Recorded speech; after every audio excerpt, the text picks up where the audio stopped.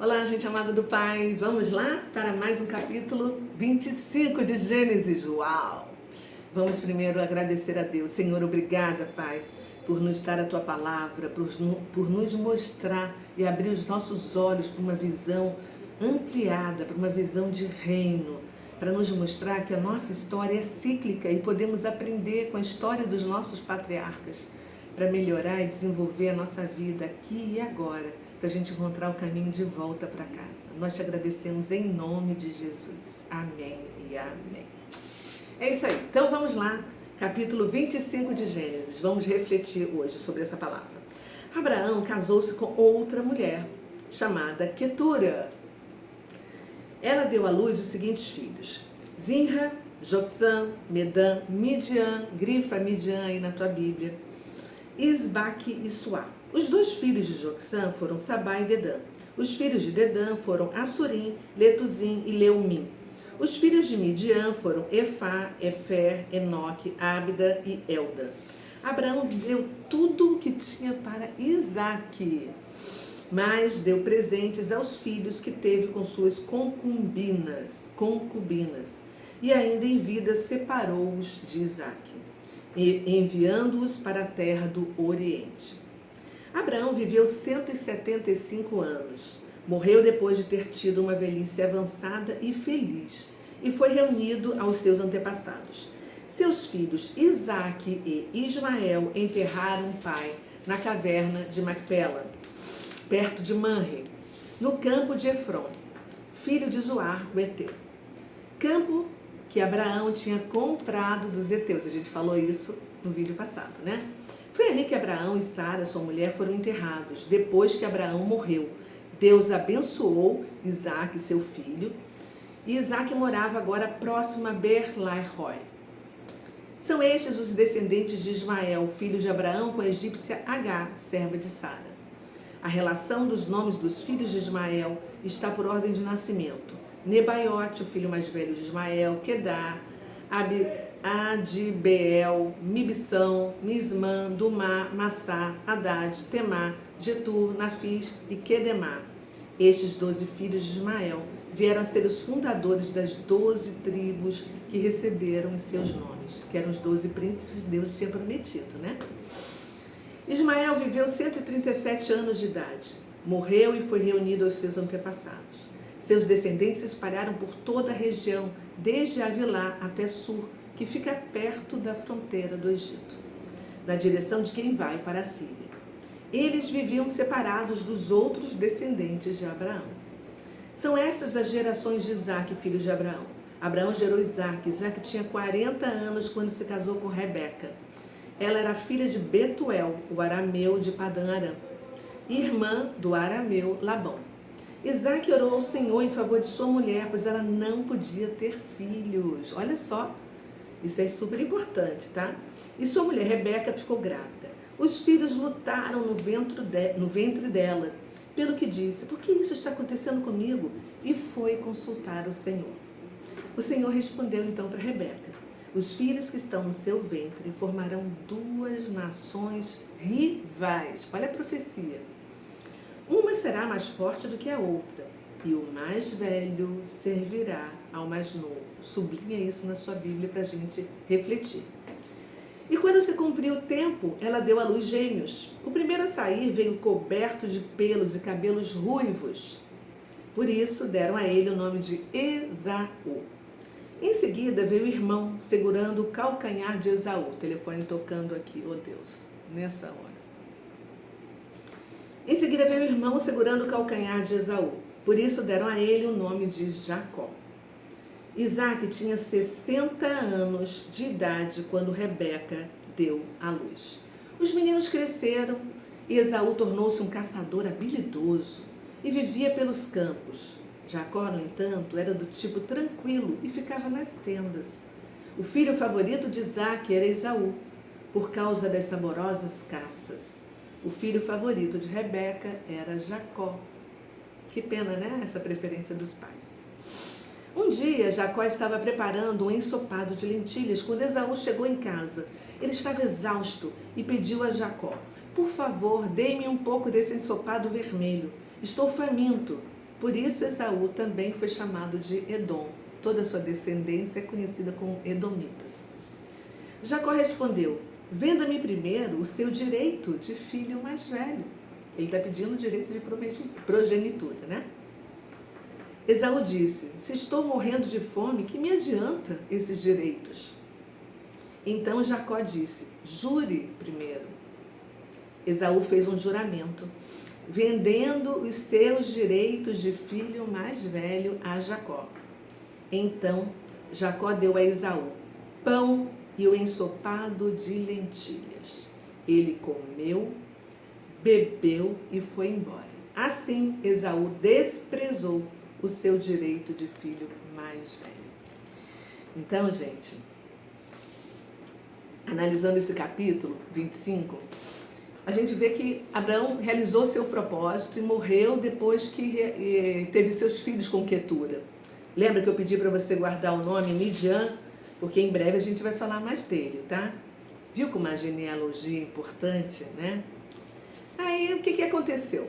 Isaac assumiu o seu propósito e a gente observa que, assim como Sara, Rebeca também era estéril. A segunda matriarca, né? Gente, nada acontece por acaso. Esse detalhe importante nos mostra que nada é impossível para Deus. Que depois que Isaac orou, o Senhor mudou a sorte de sua esposa e ela ficou grávida de gêmeos, né? 20 anos depois de eles estarem casados. E esses vieram representar duas nações. A história é cíclica, gente. Observa que Ismael era o primogênito de Abraão, mas não era o filho da promessa.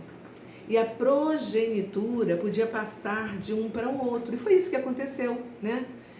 Quem ficou sendo o primogênito de Abraão foi Isaac. E quando Rebeca estava grávida, ela foi procurar Deus para saber o que estava acontecendo, né? Nós lemos que Deus profetizou o que ia acontecer. Está aqui escrito. E o mais velho servirá ao mais novo. Pois é. Nada foge da palavra do Senhor, gente. A gente pode, assim, pensar em milhões de situações, mas a palavra dele é a mesma ontem, hoje e para sempre. Ontem, hoje e para sempre. A gente só tem que ficar ligado nisso, né? E Jacó, o que ele fazia? Ele cuidava dos rebanhos, vivia nas tendas e sabia cozinhar. Já Esaú era um guerreiro, um caçador forte. Devia ser lindão, maravilhoso, bonitão. As mulheres deviam olhar para ele, né? E aos olhos humanos, ele deveria ser, assim, considerado o líder perfeito, porque era mais bem preparado, né? Tinha mais porte. A gente precisa ter cuidado com essas aparências, né? Porque muitas vezes as nossas escolhas não estão alinhadas com a vontade do Senhor. A gente vai ver isso acontecer várias vezes aqui na Bíblia, por causa da escolha humana, dos nossos olhos e da aparência do mundo, como a gente vê. Tanto Esaú quanto Jacó, eles tinham, assim, habilidades convergentes, né? Até como os gêmeos. Um caçava, o outro cozinhava. Mas Jacó respeitava a progenitura, enquanto Esaú não estava nem aí. A gente vê isso aqui claramente, né?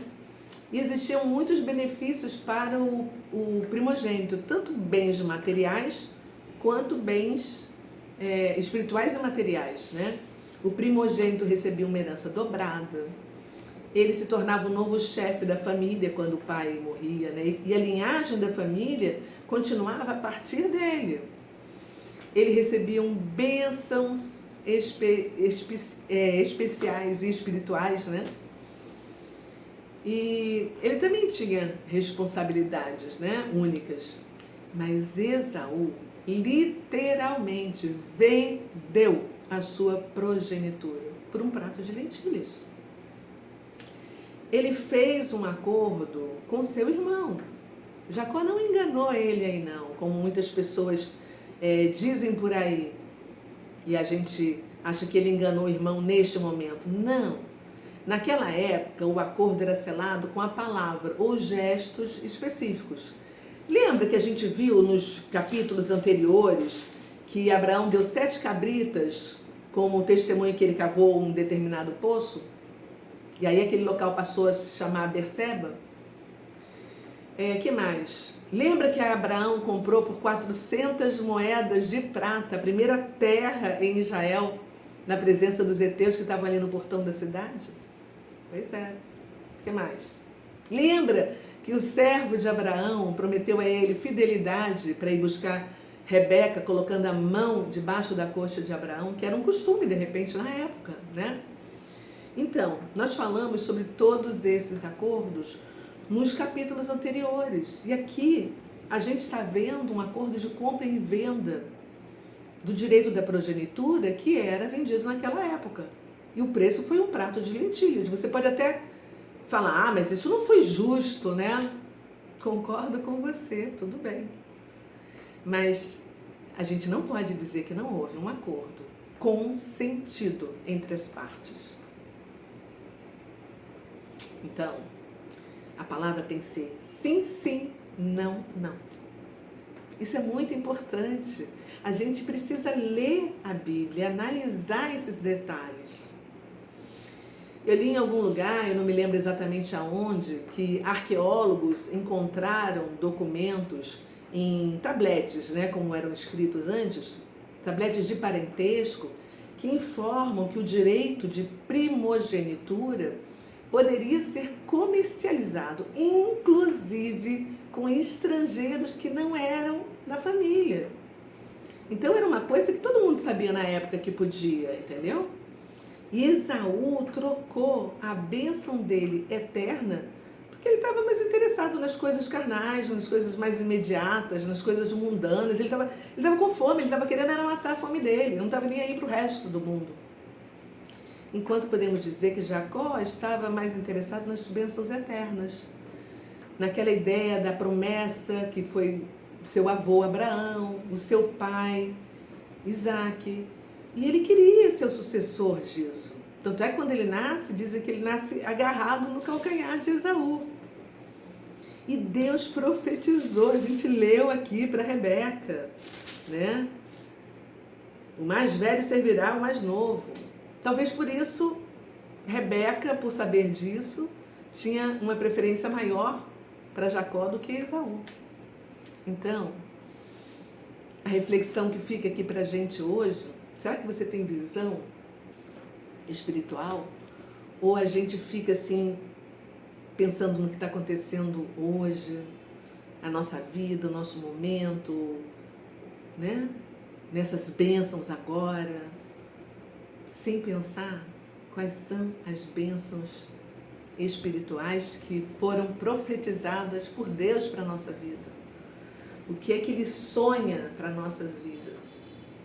Para que nós viemos ao mundo? Para que nós fomos chamados?